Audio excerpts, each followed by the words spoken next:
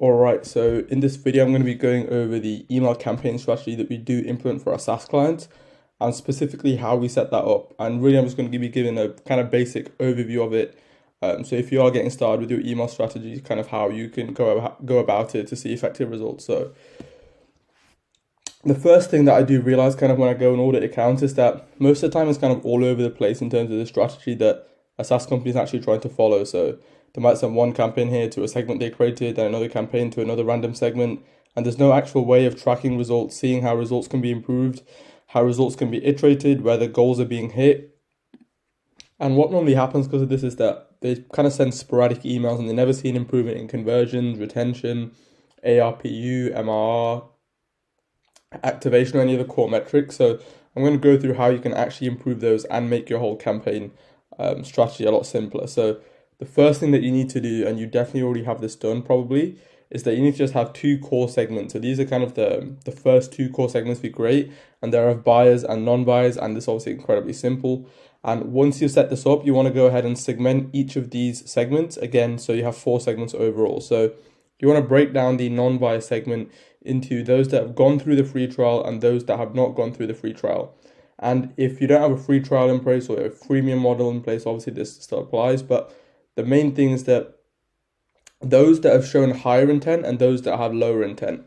Because for most SaaS companies, the intent is kind of shown by people going through the free trial. So you can kind of switch this free trial part here with those that have higher intent and those that have lower intent. And obviously you can split that by any other behavior that's come from the leads who aren't currently customers.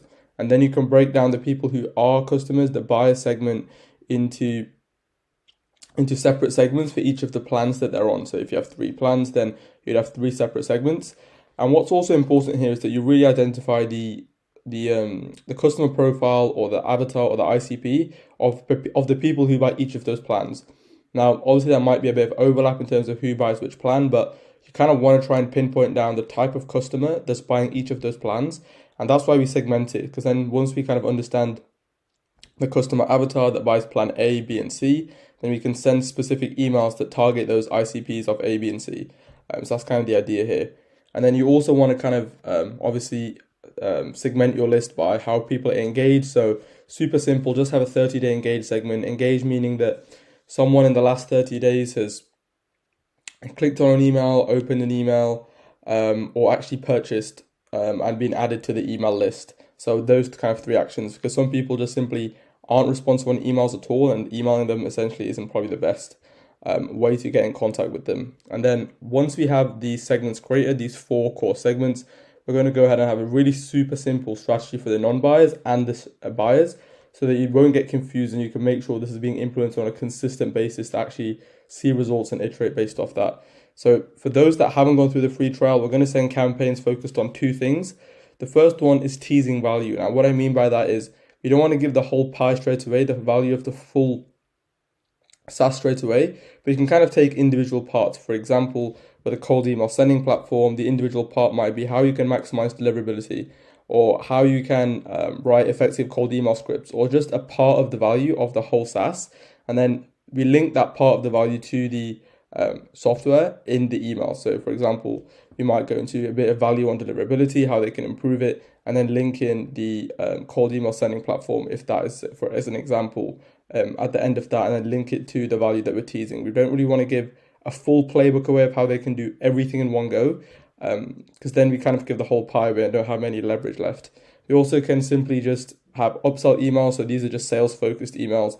After we do feel that we have built trust with some members of the email list, for example, they might have gotten 6 to 7 pieces of value emails, then we can go ahead and segment that out and upsell them onto just going on the free trial. Maybe if this isn't working well, you can add an incentive as well for the free trial. Maybe try and extend the free trial a bit as well, if they're really, really low intent leads. And although that is kind of low intent leads are more difficult, that is something you can try and do. But yeah, like I said, really simply just teasing value, increasing their certainty that they're going to get results with your SaaS, and then actually just asking them to try out the free trial and upsell them onto the free trial. So that's the goal here.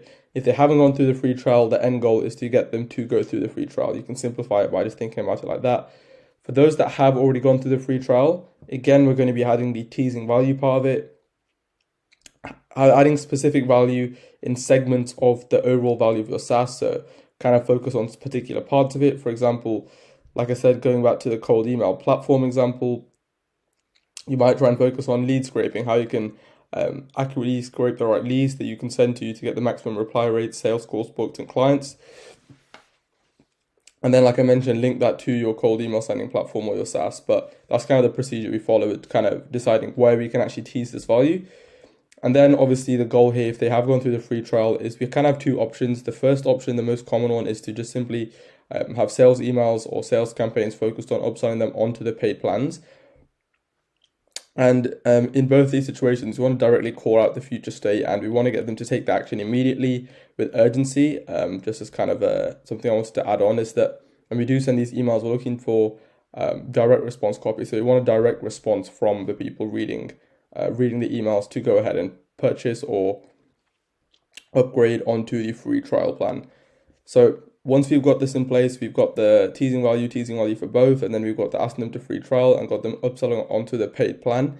The other one for this one would be that you could also ask them for potentially offer a free trial extension, and then off that free trial extension, then convert them onto becoming a paying customer. So that's another way to go about it, but although it's slightly kind of harder to manage that and kind of understand where you should have the right emails, whether after they've signed up for the free trial extension, where you meant to sell them, have they already been activated because they already did the free trial before? So there are some specific things that you have to get down before you can implement that. But I think this simply works well in most cases. And then incredibly simple, like I mentioned, but works very well. Now for the buyer segment, depending on which plan they're on, we just need to simply really focus on sending campaigns that directly solve that ICP specific problem. So someone on a $25 a month plan will probably not have the same problems as someone on a $300 a month plan, because they're at probably at different scales, experiencing slightly different issues. So depending on the ICP, which I mentioned initially, for each of the plans, we want to send extremely specific campaigns targeted at that ICP, targeted at that customer avatar, that value which specifically helps that situation. So every single email we send, we don't want it to be generic. We don't want it to be giving like business advice or anything like that. If you're a B2B SaaS company, it wants to be extremely specific to the problem that you solve and also how that problem is at different scales. So for example, for a content creation platform, for example, a content scheduling platform, if someone is paying $5 a month for the cheapest plan and they're trying to schedule 3 kind of posts a week,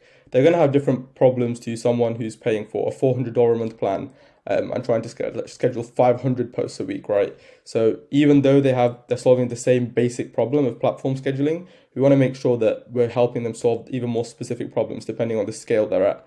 And in general, obviously you probably are already doing this, but you also want to keep customers updated specifically on the constant improvements you're making to your SaaS, how it's going to benefit them specifically, and making sure that we're just reaffirming their decision to stay with your SaaS and not churn essentially. And another thing that I will add here is that, for example, we also want to send in this aspect specific to the plans as well, because obviously not all feature updates, all updates in terms of what you're doing in terms of the improvements of the product itself will apply to everyone on all of the plans, because they only might apply to people on the higher plans, for example. So we need to make sure that we're segmenting and being specific there as well. But the strategy is super straightforward. It's no BS and it works wonders, simply because you go from a sporadic email campaign schedule, not really knowing what's happening, to having one goal for each of these segments and just hammering away at that goal every single time you're sending a campaign. And over time, that does compound into increasing certainty in those customers' minds, increasing conversions of those customers and retaining those customers for longer.